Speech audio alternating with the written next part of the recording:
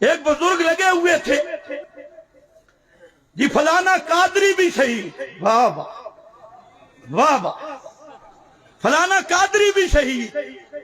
میں نے کہا بیچارہ ان پڑھ ہے، اس بیچارے کو خود توحید کا پتہ نہیں۔ فلانا قادری شہید، اور مشرک شہید نہیں ہوتا۔ مشرک کو پیغمبر کے ناموس پہ 3 سال جیل ابو طالب نے کاٹی، پیغمبر کا دفاع کیا، ناموس رسالت کے لیے لڑتا رہا، دفاع کرتا رہا، اور پیغمبر کے ناموس پہ آنچ نہیں آنے دی۔ شعیب ابی طالب میں بھی رہا، ہے بھی قریشی، ہے بھی مکہ میں۔ اگر مشرک کا ناموس رسالت پہ دھرنا یا مشرک کا ناموس رسالت کا کام اللہ کے ہاں قابل قبول ہوتا تو ابو طالب کبھی جہنم میں نہ جاتا۔ ان بیچاروں کو توحید کا پتہ لگتا ہی نہیں ہے۔ رافضی مرحوم نہیں ہوتا، فلانا رافضی مرحوم، رافضی محروم ہوتا ہے۔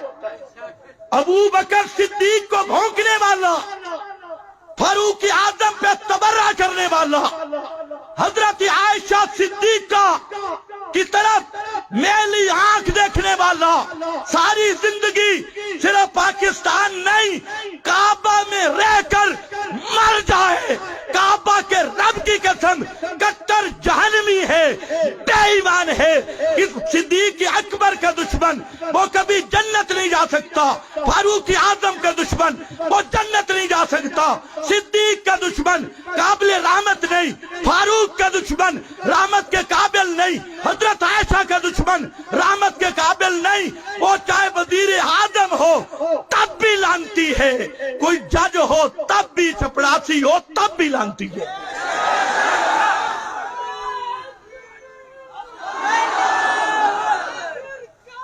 اوے سنو میری بات، مسئلہ سنو، مسئلہ غصہ نہ نکالو، جی آئے گی بات۔ وَمَنْ أَضَلُّ، سبحان اللہ۔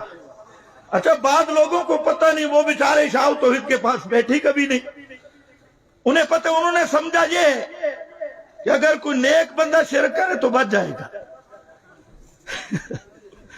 اگر کوئی مجاہد بندہ شرک کرے تو خیر معاف ہو جائے گا۔ انہیں یہ تو نہیں پتا کہ إِنَّهُ مَن يُشْرِكْ بِاللَّهِ فَقَدْ حَرَّمَ اللَّهُ عَلَيْهِ الْجَنَّةَ۔ انہیں یہ تو نہیں پتا اللہ نے 18 نبیوں کا ذکر کیا، اور ذکر کرنے کے بعد کیا فرمایا؟ فرمایا وَلَوْ أَشْرَكُوا، لَوْ أَشْرَكُوا، انبیاء شرک سے معصوم ہیں، گناہ سے بھی معصوم، کر نہیں سکتے، لیکن اللہ نے 18 نبیوں کا ذکر کر کے میرا بھائی ایسے بزدل ملا کو سمجھایا ہے، بزدل صوفی کو سمجھایا ہے کہ تم سمجھتی ہو کوئی نیک مشرک ہو تو بچ جائے گا، کوئی برا مشرک ہے تو رگڑا جائے گا، کوئی عوامی مشرک ہے تو وہ رگڑا جائے گا، اور کوئی شیخ الحدیث مشرک، کوئی مفتی اعظم مشرک، کوئی حضرت اقدس مشرک وہ بچ جائے گا۔ نہ میرا بھائی، قرآن نے 18 نبیوں کا ذکر کیا، تو کن مولویوں کی بات کرتا ہے، تو کن افراد کی بات کرتا ہے؟ اللہ نے شرک کا مسئلہ سمجھانے کے لیے 18 نبیوں کا ذکر کر کے کیا فرمایا؟ بَلَوْ أَشْرَكُوا لَحَبِطَ عَنْهُمْ مَا كَانُوا يَعْمَلُونَ۔ اگر یہ شانوں والے پیغمبر یہ بھی بالفرض شرک کر بیٹھتے، فرمایا عمل ان کے بھی برباد کر کے رکھ دیتا۔ تم نے شرک کو سمجھا کیا ہے کہ صرف نعرے لگانے سے شرک معاف ہو جائے گا، جنازے بڑے ہوں تب شرک معاف ہو جائے گا، میڈیا پہ کوریج مل جائے تب شرک معاف ہو جائے گا؟ تم نے خدا کی توحید کو سمجھا کیا؟ اللہ نے اپنے محبوب کو فرمایا، میرے پیغمبر محمد مصطفیٰ احمد مجتبیٰ خاتم الانبیاء والمرسلین، فرمایا میرے پیارے پیغمبر لئن اشرکتا،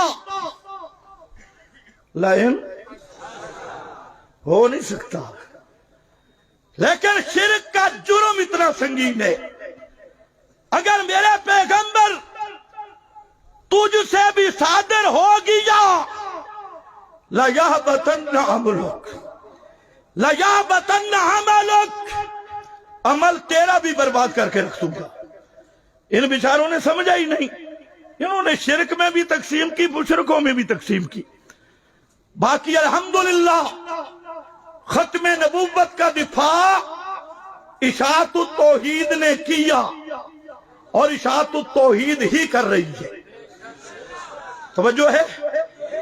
اگر کسی ملا کو ناز ہونا دکھائے، ختم نبوت پہ اپنا کام بھی دکھائے، ہم اپنا کام بھی دکھاتے ہیں، اور پھر فیصلہ کر لے اشاعت التوحید خود کفیل جماعت ہے، عظمت صحابہ کا کام ہو، اشاعت سے آگے کوئی نہیں بڑھا، ختم نبوت کا کام ہو، اشاعت التوحید سے آگے کوئی نہیں بڑھا، عمل صالح کی بات ہو، اشاعت التوحید سے آگے کوئی نہیں بڑھا، تزکیہ کی بات ہو، اشاعت التوحید سے آگے کوئی نہیں بڑھا، اور قرآن اور توحید اور رسالت اور سنت یہ تو ہے اشاعت التوحید کا سرمایہ۔ ہم خود کفیل ہیں، اور میں اپنے علماء سے بھی گزارش کروں گا، جب ہم خود کفیل ہیں تو بے کفیلوں کو سرخ رو کرنے کی ضرورت ہی نہیں۔